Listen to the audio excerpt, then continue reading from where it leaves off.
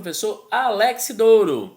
Na aula de hoje falaremos sobre a América Andina, uma sub-região do continente americano super importante. A princípio, nós precisamos lembrar que a palavra América Andina deriva de Cordilheira dos Andes e que abrange os seguintes países: Bolívia, Chile, Colômbia, Equador, Peru e Venezuela.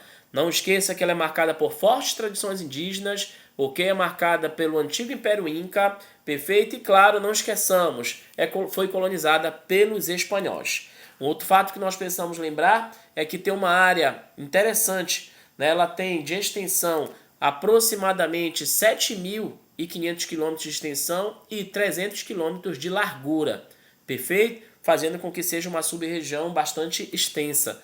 Fato, assim, ela é interessante. Nós precisamos lembrar que ela está exatamente entre dois paralelos. A América Andina, ela se concentra ao norte entre o Trópico de Câncer, perfeito, e claro, não esqueçamos o Círculo Polar Antártico. Logo, a América Andina vai ter um clima super diferenciado, baseando-se exatamente num clima tropical e subtropical. Logo, ela é marcada por uma diversidade climática. O seu clima é extremamente variado, né? Você percebe que nós temos aqui nesse contexto, né, nós temos climas equatoriais, né, nós temos climas tropicais, temos clima subtropical, portanto o clima andino é extremamente diferenciado, tendo até clima desértico, como no caso do Chile. Assim como o clima, né, é diferenciado entre tropical, equatorial, temperado, frio de montanha e desértico, assim os biomas também são diferenciados. Os principais biomas encontrados na América Andina são florestas, savanas, estepes e a vegetação de altitude, graças à Cordilheira dos Andes. O relevo é super irregular com a presença marcante da Cordilheira dos Andes. A sua hidrografia é densa, perfeita, e tem uma extensão diferenciada. Recordando que os rios que nascem, a leste da Cordilheira dos Andes desaguam no Oceano Atlântico. São rios mais longos, perfeito, como o rio Amazonas.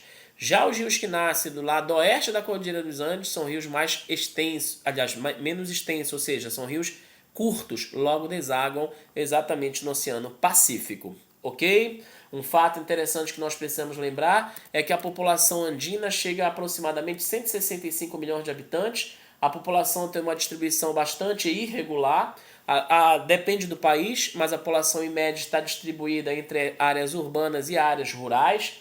O crescimento da população é marcado por um processo de explosão demográfica, logo é marcado por alta natalidade, baixa mortalidade, alto crescimento vegetativo, logo a população cresce bastante nessas áreas. A religião é marcada por uma diversidade religiosa, haja vista, né, que tem inúmeros povos diferenciados, como o próprio nativo, né, o afrodescendente, os estrangeiros, e claro, vem também numa formação de miscigenação racial. Os idiomas são diferenciados, lá você tem espanhol como idioma oficial, mas tem o guarani, o quixuá e o almará, e claro, de modo geral, o IDH desses países é marcado por um baixo padrão de vida. Dando continuidade, nós precisamos recordar em relação aos aspectos econômicos, né, andinos, eles são bastante diversificados.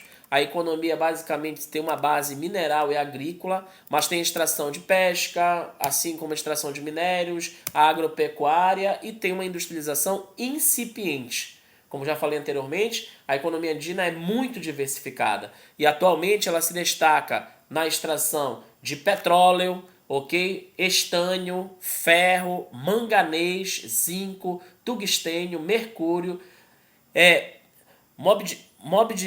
molibdênio, prata, carvão, gás natural, alumínio e ouro. Portanto, a sua base, né, é uma base mineral. E não esqueça que alguns países andinos fazem parte da Comunidade Andina, que é um bloco regional de extrema importância para a economia local. Ok? Outro fato que nós precisamos lembrar é que no setor primário, né, ela se baseia na pesca, no extrativismo com a produção de açúcar, cacau, milho, banana, batata e mandioca, e na extração mineral, basicamente na bauxita e petróleo. E claro, assim como se destaca na agropecuária de modo geral.